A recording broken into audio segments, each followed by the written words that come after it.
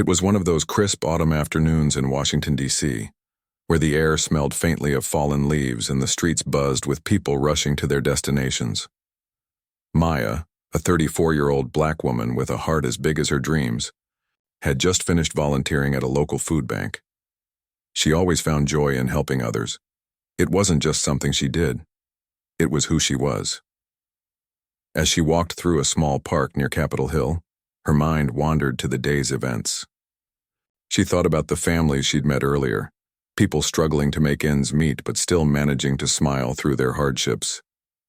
Her steps slowed as she passed a bench tucked under an old oak tree. That's when she noticed him. An elderly man sat there, his face pale and pinched with discomfort. His hands trembled slightly as he clutched his chest, and his cane lay forgotten on the ground beside him. Something about the way he slumped forward told Maya this wasn't just exhaustion, it was serious. Without thinking twice, she hurried over. "Sir, are you okay?" she asked, her voice soft but urgent. When he didn't respond right away, panic flickered in her chest. She knelt down beside him, placing a gentle hand on his shoulder. "Can you hear me?" He blinked slowly, his breathing shallow and uneven. Finally, he managed to whisper, "Help. Please." Maya sprang into action. She pulled out her phone and dialed 911, explaining the situation quickly while keeping an eye on the man. But deep down, she knew help wouldn't arrive fast enough. This was more than just waiting. It was a matter of life or death. Her years of volunteering hadn't just taught her how to organize donations or hand out meals. They'd also given her skills that were far more critical, like CPR training. Taking a deep breath, she positioned herself next to him and began administering chest compressions, counting aloud to keep rhythm. "Stay with me," she urged, her voice steady despite the adrenaline coursing through her veins. "You're going to be okay." Time seemed to stretch endlessly as Maya worked, her focus unshakable. Every second felt like an eternity, but she refused to let fear take over. Eventually, the man's breathing steadied just enough for her to stop. By then, the distant wail of sirens filled the air. Paramedics arrived moments later, taking over with practiced efficiency. One of them glanced up at Maya, gratitude written all over their face. "You saved his life," they said simply. Those 4 words hit her like a wave. Saved his life? All she'd done was what anyone else would have done in her position, or so she thought. As the paramedics loaded the man onto a stretcher and prepared to leave, one of them handed her a card. "If you want updates on his condition, give us a call," they said before rushing off. Maya stared at the card in her hand, feeling a strange mix of relief and curiosity. Who was this man? What had brought him to that park bench on this particular day? She shoved the card into her pocket and continued her walk home, replaying the scene in her mind. Little did she know, this chance encounter was about to change everything, for both her and the mysterious stranger whose life she had just saved. The card felt heavy in her pocket as Maya walked home, even though it was just a small piece of paper. She kept glancing at it, wondering if she should throw it away or hold on to it. It wasn't every day you saved someone's life, but she didn't think much of it. To her, it was just another act of kindness, something she'd do for anyone without expecting anything in return. Still, the man lingered in her thoughts. There was something about him that stood out, though she couldn't quite put her finger on it. He wasn't dressed like most people she saw in the park. His suit looked expensive, tailored to perfection, and his shoes were polished to a shine. Even his wristwatch had an air of luxury about it, the kind you'd see behind glass at a high-end store. But what really stuck with her was the way he carried himself. Even in distress, there was a quiet dignity about him, like he was used to being in charge. That night, as Maya sat on her couch sipping tea, she found herself staring at the card again. The paramedic's words echoed in her mind. "You saved his life." She shook her head, trying to push the thought aside. People said things like that all the time, right? It didn't mean anything special. Or did it? Curiosity got the better of her. After setting her mug down, she picked up her phone and dialed the number on the card. A woman answered after a few rings, her tone professional but warm. "Hello, thank you for calling. How can I assist you? Maya hesitated for a moment before speaking. Hi, I helped an elderly man earlier today in the park. One of your paramedics gave me this number in case I wanted updates on his condition. There was a pause on the other end, followed by a soft intake of breath. Ah, yes. Let me check our records. The woman asked a few questions. What time it happened, where exactly in the park, and then went silent for a moment. When she came back, her voice had shifted slightly, becoming more formal. I see, she said carefully. The gentleman you assisted is currently stable and recovering well. He's expressed a desire to personally thank you for your actions. Would you be open to sharing your contact information so we can arrange that? Maya blinked, caught off. Guard? Wait. Really? He wants to thank me? Yes, ma'am. He's been very insistent about it. Her stomach flipped. Insistent? Why would a stranger go out of his way to thank her? Most people might send a note or a gift basket, but this seemed different. Something about the situation felt bigger than her. After a brief hesitation, Maya agreed to share her details. Hanging up the phone, she leaned back against the couch, her mind racing. What had she gotten herself into? Was this some sort of prank? No, that didn't make sense. The hospital staff had sounded too professional for that. Still, the whole thing left her uneasy. A couple of days passed, and just when she started thinking maybe nothing would come of it, her phone buzzed with an unknown number. Her heart skipped a beat as she answered. On the other end, a deep, measured voice greeted her. Good afternoon. This is Councilman Whitmore's office. We're reaching out to extend his gratitude for your heroic actions the other day. He's recovering nicely and would like to meet you personally if you're available. Councilman, heroic actions? The words hit her like a ton of bricks. Suddenly, the fancy suit, the polished shoes, the watch, it all made sense. This wasn't just any man. This was someone important, someone who mattered in ways she hadn't even considered. Maya stammered, unsure how to respond. I don't know what to say. I was just doing what anyone else would have done. The voice softened. Perhaps, but not everyone does. And because of you, he's alive today. If you're comfortable meeting him, we'd love to arrange. She bit her lip, weighing her options. Part of her wanted to say no, to brush it off and move on with her life. She wasn't the type to seek attention or recognition. But another part of her was curious. Who was this man, and why did he feel such a strong need to thank her? Against her better judgment, she agreed. Later that evening, as she lay in bed staring at the ceiling, Maya couldn't shake the feeling that her life was about to change. She didn't know how or why, but something told her this wasn't just a random act of kindness, it was the start of something much bigger. When the day of the meeting finally arrived, Maya woke up with a knot in her stomach. She tossed and turned most of the night, replaying the events leading up to this moment. Saving the man's life felt like a blur now, something that happened, almost instinctively. But meeting him face to face? That was an entirely different story. She stood in front of her closet, staring at her clothes, unsure what to wear. The last thing she wanted was to look out of place or overdressed. After a few minutes of deliberation, she settled on a simple yet elegant dress, something that struck a balance between professional and approachable. As she slipped it on, she caught her reflection in the mirror. Her dark hair was pulled back into a neat bun, and her eyes carried a mix of excitement and nerves. Just breathe, she whispered to herself, grabbing her purse and heading out. The door. The address they gave her led to a stately townhouse in Georgetown, one of those neighborhoods where every house looked like it belonged in a magazine. Maya slowed her steps as she approached, feeling more out of place with each passing second. The building before her was grand, but not gaudy, with white columns framing the entrance and flower boxes spilling over with vibrant blooms. It was the kind of place you'd expect to see in movies about powerful people, not somewhere she ever imagined herself visiting. Before she could talk herself out of it, she climbed the steps and rang the doorbell. A moment later, the door opened to reveal a tall, well-dressed man in his late 60s. His posture was upright, his salt and pepper hair neatly combed, and his suit fit him like it was tailored specifically for the occasion, which, knowing what she did now, it probably was. For a brief second, Maya froze. This was him, the man whose life she had saved. Up close, he looked healthier than he had in the park, though there was still a fragility to him that made her heart soften. He smiled warmly, extending a hand toward her. "Thank you for coming," he said, his voice steady and kind. "Please come in." Maya stepped inside, taking in the elegant interior.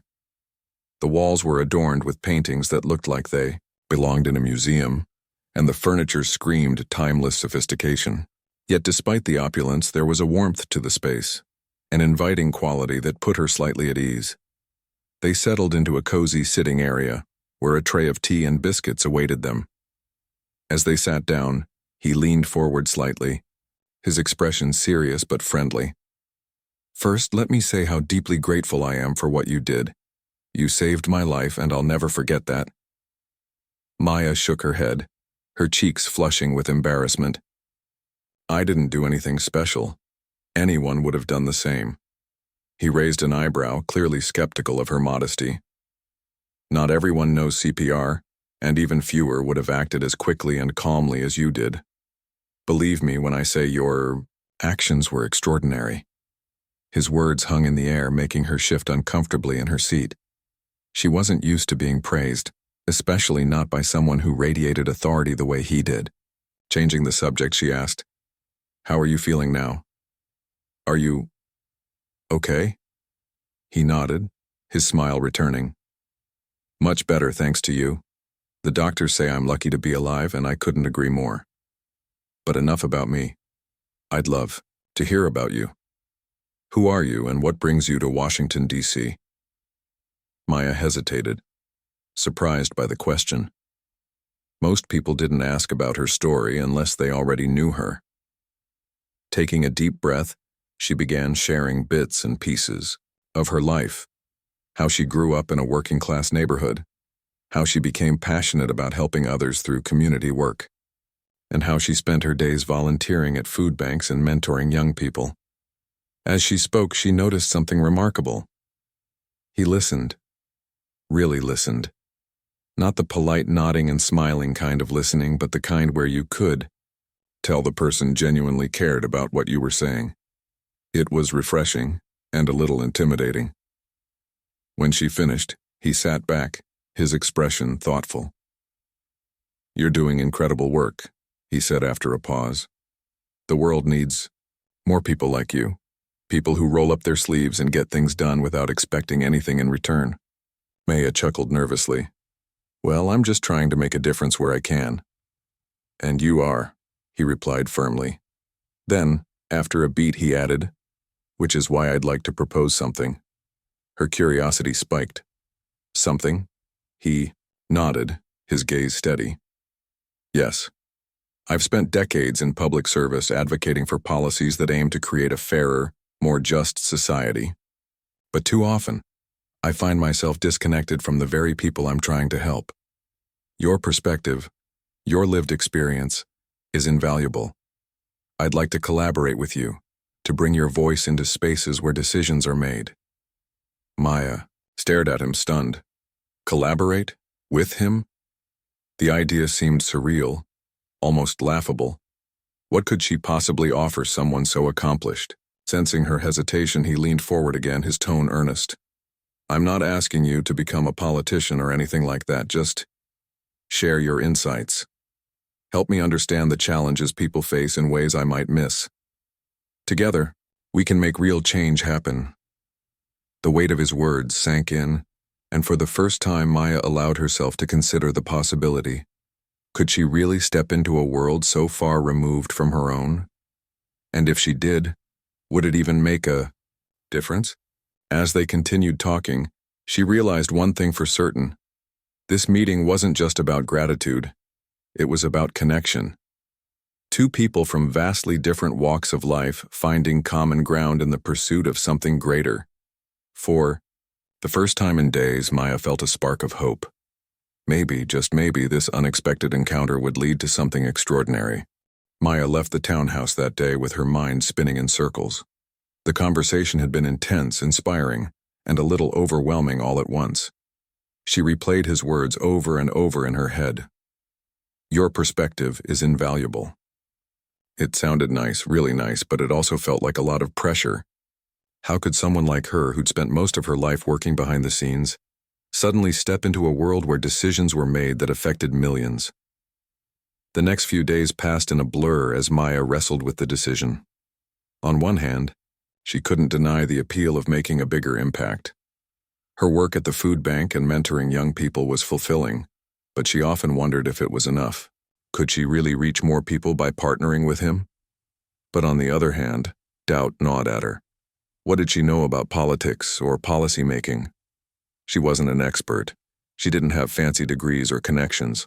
All she had was her lived experience, and she wasn't sure if that counted for much in rooms full of powerful people.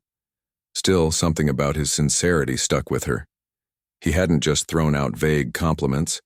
He'd listened to her stories, asked thoughtful questions, and seemed genuinely interested in learning from her. That was rare. Too often people talked at her instead of with her, especially when they realized she wasn't coming from the same background as them. But this man, he was different. Or at least, he seemed to be. Finally, after another sleepless night, Maya decided to take a leap of faith. If nothing else, she figured it would be an opportunity to learn, and maybe, just maybe, she could make a difference. Their first official meeting took place a week later in a conference room downtown. It was nothing like the cozy sitting area of his townhouse. This space was sleek and modern, with glass walls and chairs that looked expensive but uncomfortable. Maya walked in feeling completely out of place, clutching her notebook like it was a lifeline.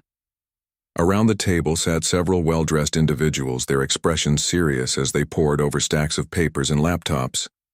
When he introduced her, the room fell silent. Maya felt every pair of eyes on her, sizing her up. Some looked curious, others skeptical, and a few downright dismissive. She forced herself to smile and nod, reminding herself why she was there. "We're fortunate to have Maya join us today," he said, his tone warm but firm. "Her insights will be invaluable as we review these proposals." One of the men leaned forward, raising an eyebrow. "Insights? From what perspective exactly?" Maya swallowed hard but held her ground. "From the perspective of someone who's lived through the challenges we're trying to address," she replied evenly. "I've seen firsthand how policies affect real people, the ones they're supposed to help." The room went quiet again, and for a moment Maya worried she'd said the wrong thing. But then, to her surprise, a woman across the table nodded slowly. "That's actually refreshing. We don't hear enough of that around here." Encouraged, Maya dove into the discussion, sharing stories from her community. She talked about families struggling to afford groceries, kids dropping out of school because they didn't see a future for themselves, and elderly neighbors rationing medication because they couldn't afford prescriptions. Each story painted a vivid picture of the struggles many faced daily, struggles that numbers on a spreadsheet couldn't fully capture. At first, some of the group members seemed hesitant, unsure how to respond. But as Maya spoke, their skepticism began to melt away. They asked questions, probed deeper, and even shared their own observations. By the end of the meeting, the atmosphere had shifted entirely. Instead of stiff formality, there was genuine engagement, a sense of collaboration Maya hadn't expected. As they wrapped up, he turned to her with a proud smile. "You see?" he said quietly. "This is exactly why I wanted you here. You bring a voice we desperately need." Maya exhaled, realizing she'd been holding her breath the entire time. For the first time since stepping into that room, she allowed herself to feel a flicker of confidence. Maybe she did belong here. Maybe her experiences mattered more than she'd ever imagined. Over the following weeks, their partnership grew stronger. He included her in meetings, sought her input on drafts, and encouraged her to speak up whenever she had doubts. At first, Maya second-guessed herself constantly, worried about saying the wrong thing or offending someone. But with each passing day, she grew bolder, more assured in her role. She also started noticing changes in him, or maybe it was just seeing a new side of him. Away from the polished exterior and formal settings, he revealed a softer, more human side. He admitted to feeling jaded sometimes, weighed down by years of navigating bureaucracy and compromise. Listening to her stories reignited something in him, a spark of hope, a reminder of why he'd entered public service in the first place. Their bond deepened beyond professional collaboration. They became friends, confiding in each other about their fears, frustrations, and aspirations. She learned about his family, his childhood, and the moments that shaped his journey. In turn, she shared pieces of her own life, her struggles growing up, her dreams for the future, and the people who inspired her to keep going. Through it all, Maya realized something profound. Change wasn't just about grand gestures or sweeping reforms. It was about connection, about bridging gaps between worlds that seemed impossibly far apart. And though she still doubted herself sometimes, she knew one thing for certain. They were onto something special, something that could truly make a difference. As word spread about Maya's involvement with the councilman, reactions poured in from all directions, and not all of them were positive. At first, it started small. A few whispers here and there, comments made under breaths at community events or online forums. People wondered why someone like her, a regular person without any political background, was suddenly working alongside one of the most influential figures in the city. Was it genuine? Or was she just being used as a token gesture to make things look good? At first, Maya tried to ignore the chatter. She reminded herself that she wasn't doing this for recognition or approval. She was doing it because she believed in the cause. But as the criticism grew louder, it became harder to brush off. Some accused her of seeking attention, while others dismissed her contributions as insignificant. Online trolls dug up old photos and posts, twisting her words to fit their narratives. It felt like every step forward came with 2 steps back. One evening, after a particularly tough day, Maya sat on her couch scrolling through social media. The comments stung more than she cared to admit. One post caught her eye. What does she even know about policy? She's just a volunteer. Why is she getting so much credit? Her hands trembled as she set her phone down. For a moment, doubt crept in. Maybe they were right. Maybe she didn't belong in those rooms. Maybe she was out of her depth. Just when she thought about stepping away from the project altogether, her phone buzzed. It was him, the councilman. "Hey," he said when she answered, his voice calm but firm. "I heard some of the things people are saying. Are you okay?" Maya hesitated before responding. "I don't know. I mean, I knew there'd be pushback, but I didn't think it would feel like this." There was a pause on the other end, and then he spoke again. "Let me tell you something. Every time I've pushed for real change, there's always been resistance. People don't like it when someone shakes things up. They'll try to discredit you, tear you down, make you second-guess yourself. But here's the thing. You're not doing this for them. You're doing it for the people who need us to keep fighting." His words hit her like a wave. He was right.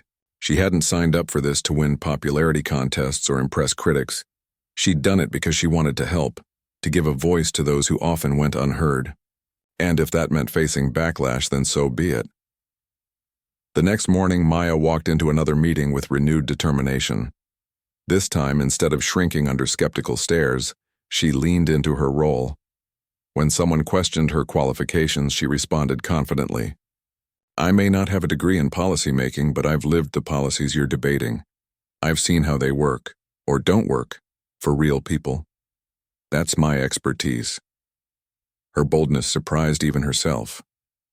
Slowly, but surely, the tone in the room shifted. People began listening, not just tolerating her presence, but actively engaging with her ideas. They realized she wasn't there to play games. She was there to contribute meaningfully. Of course, the criticism didn't disappear overnight. If anything, it intensified as their collaboration gained more attention. News outlets picked up the story, framing it as an unlikely partnership between a grassroots activist and a seasoned politician. Some praised it as a beacon of hope, proof that different worlds could come together for a common goal.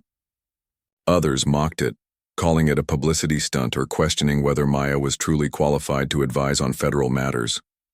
Through it all, the councilman stood by her side. Whenever reporters asked intrusive questions or detractors attacked her credibility, he defended her fiercely. "Maya's perspective is exactly what we need," he told one journalist during an interview. "Policies aren't just numbers on paper. They affect real lives. Without voices like hers, we risk missing the mark entirely." Their unity sent a powerful message. Together, they addressed the backlash head-on, proving that their partnership wasn't superficial. They held town hall meetings, inviting members of the community to share their concerns directly. Maya facilitated these discussions, ensuring everyone felt heard. For many attendees, it was the first time they'd seen such openness from public officials. The walls between us and them began to crumble. Behind the scenes, Maya continued learning. She read reports, attended workshops, and soaked up knowledge like a sponge. With guidance from the councilman and his team, she gained confidence in navigating the complexities of policymaking. What once seemed intimidating now felt manageable, even exciting. She realized that her lack of formal training wasn't a weakness, it was a strength. Her fresh perspective challenged outdated assumptions and sparked innovative solutions. One breakthrough moment came when they tackled housing inequality. Maya shared stories of families living in unsafe conditions, struggling to afford rent despite working multiple jobs. She described overcrowded apartments, broken heating systems, and landlords who ignored complaints. Her words painted a vivid picture, leaving no room for denial. Inspired by her insights, the councilman proposed a bill aimed at increasing access to affordable housing. Maya played a key role in drafting its provisions, drawing from her experiences and consulting with local advocates. The final version included measures to protect tenants' rights, fund repairs in low-income neighborhoods, and incentivize developers to prioritize affordable units. When the bill passed Congress, it marked a turning point not just for their partnership but for the communities it served. Dubbed the Equity Act, it became one of the most significant pieces of legislation in recent history. Lawmakers hailed it as a model for future reforms, while activists celebrated it as proof that grassroots efforts could lead to systemic change. For Maya, the victory was bittersweet. On one hand, she felt immense pride in what they'd accomplished. On the other, she knew the fight was far from over. Housing was just one piece of the puzzle. There were still countless issues to address: healthcare disparities, education, inequities, environmental injustices. Each challenge required the same level of dedication and resilience. But for the first time in a long time, Maya allowed herself to dream bigger. She imagined a world where collaboration like theirs wasn't the exception but the norm, where leaders listened to the people they served and worked together to create lasting solutions.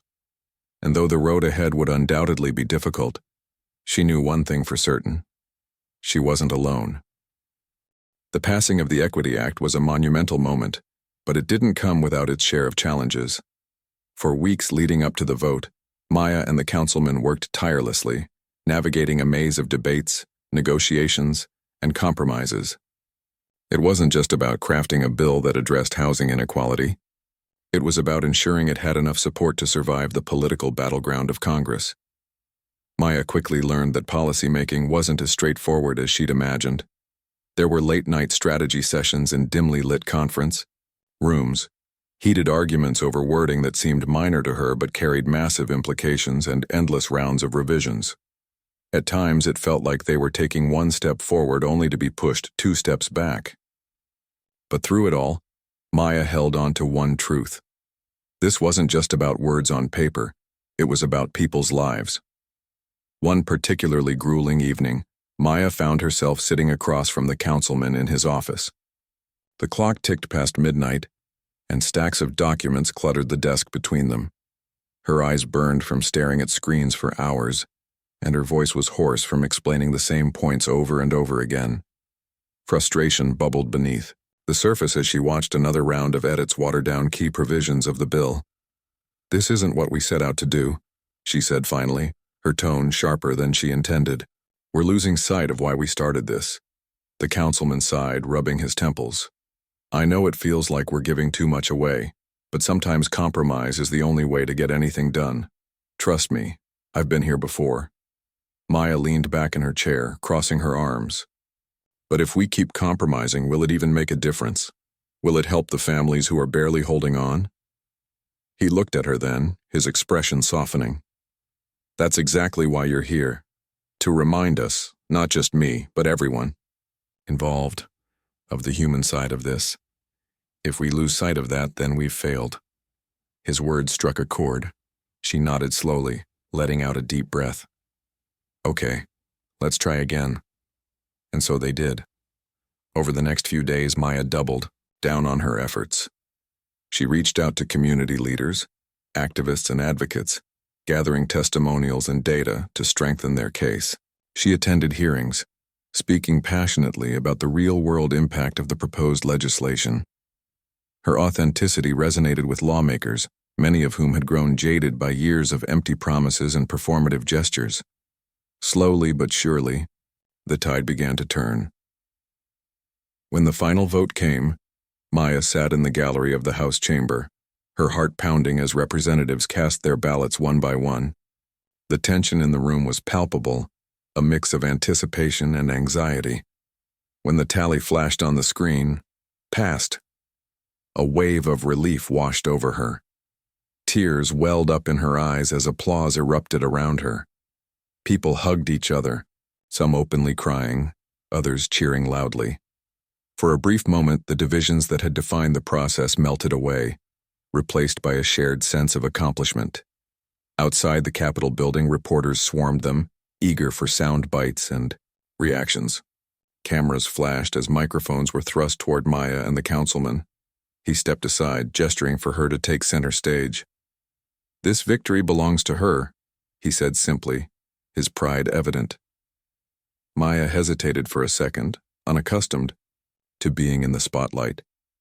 But then she remembered the faces of the people she'd fought for, the single mother working 2 jobs to afford rent, the elderly man living in fear of eviction, the teenager dreaming of a stable home. Drawing strength from their stories, she stepped forward. This win isn't just ours, she began, her voice steady, despite the nerves bubbling inside her. It belongs to every person who's ever struggled to find safe, affordable housing, to every family who's had to choose between paying rent and putting food on the table. This is proof that when we come together, when we listen to each other, we can create change.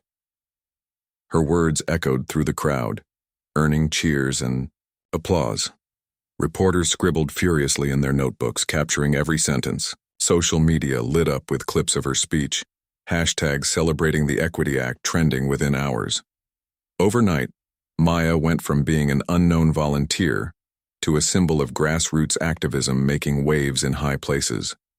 But fame wasn't something Maya sought or enjoyed. In the days following the bill's passage, she found herself bombarded with interview requests, speaking invitations, and messages from strangers thanking her for her work. While she appreciated the recognition, it also weighed heavily on her. She worried about losing touch with the very people she aimed to serve. Would they see her differently now? Would they think she'd abandoned them for a seat at the table? 2. Stay grounded. Maya made a conscious effort to return to her roots. She spent time at the food bank where she'd volunteered for years, catching up with familiar faces and hearing their thoughts on the new law. She visited schools, community centers, and shelters, listening to feedback and answering questions. Everywhere she went, she reminded people that the fight wasn't over. We've taken a big step, she told a group of teenagers at a local youth center, but there's still so much more to do. Affordable housing is just the beginning. We need better healthcare, stronger schools, cleaner neighborhoods. And none of that happens unless we keep pushing. Her message resonated deeply, especially among young people who saw her as a role model. Many asked how they could get involved, inspired by her journey. Maya encouraged them to start small, to volunteer, speak up, and advocate for their communities. Change doesn't always happen in big dramatic ways, she said. Sometimes it starts with a conversation, a kind gesture, or standing up for what's right. Don't underestimate the power of your voice. Meanwhile, the councilman continued to champion their partnership, using it as a blueprint for future initiatives. Together, they tackled issues ranging from healthcare access to criminal justice reform. Each project brought its own set of hurdles, but they faced them head-on, leaning on the trust and camaraderie they'd built along the way. Through it all, Maya never forgot the day she saved his life in the park. What had started as a random act of kindness had blossomed into something far greater, a testament to the idea that connection, empathy, and collaboration could bridge even the widest gaps. They weren't just changing policies, they were changing mindsets, proving that no matter where you come from, your voice matters. As months turned into years, Maya often reflected on how far she'd come. From volunteering in her neighborhood to advising federal officials, her journey had been anything but predictable. Yet looking back, she realized it made perfect sense. Every experience, every struggle, every triumph had prepared her for this moment, for the chance to make a difference not just for herself, but for countless others. And though the road ahead remained uncertain, one thing was clear. She was ready to keep going. As the months rolled by, Maya's life transformed in ways she never could have imagined. The Equity Act had become a national talking point, and her role in its creation turned her into a household name. People recognized her on the street, stopping her to thank her or share their own stories of struggle and hope. It was overwhelming at times, but it also reminded her why she'd chosen this path, to give a voice to those who felt voiceless. Despite the praise and attention, Maya stayed true to herself. She continued volunteering at the food bank every Saturday morning, just like she always had. To her, it wasn't about grand gestures or flashy appearances. It was about staying connected to the people she served. She knew that being in the spotlight didn't change the reality for families still struggling to make ends meet. Her job wasn't done, not by a long shot. One Saturday, as she handed out groceries to a young mother with 2 kids in tow, the woman stopped her. "You're the one from TV, right? The lady who helped pass that housing bill?" Maya smiled warmly, nodding. "That's me, but I didn't do it alone. Lots of people worked hard to make it happen." The woman shook her head. "Still, it means something to see someone like you up there, someone who looks like us, you know? It gives us hope." Her words lingered in Maya's mind long after the interaction ended. Hope. That's what it all boiled down to. People weren't looking for perfect heroes or flawless leaders. They were looking for proof that change was possible, that their voices mattered. Maya realized then that her presence in those halls of power wasn't just symbolic. It was practical. It showed others that they too could step into spaces where decisions were made and demand better for themselves and their communities. But staying grounded wasn't easy. With success came new challenges, criticism from unexpected places, pressure to conform to certain expectations, and the constant fear of letting people down. Some days Maya questioned whether she was cut out for this kind of responsibility. Could she really keep fighting when the odds felt stacked against her? On one particularly tough day, she found herself sitting in the councilman's office, staring blankly at a stack of papers. They were drafting another proposal, this time focused on healthcare reform. The stakes felt higher than ever, and the weight of it pressed down on her shoulders. "You look like you've got the weight of the world on your back," he said gently. Noticing her expression, she let out a heavy sigh.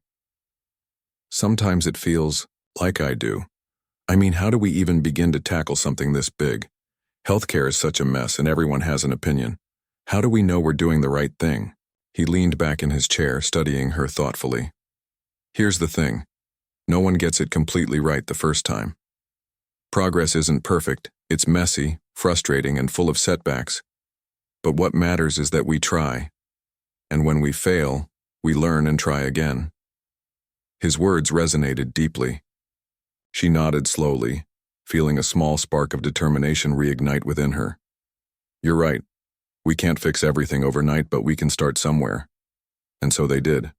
They spent countless hours researching, consulting experts, and gathering input from community members. Maya traveled across the country, visiting clinics, hospitals, and rural areas where access to care was limited or non-existent. She listened to doctors, nurses, patients, and advocates, absorbing their stories and using them to shape the proposal. Each conversation added another layer of understanding, reminding her of the urgent need for reform. When the draft was finally ready, Maya stood before a panel of lawmakers presenting the plan with clarity and conviction.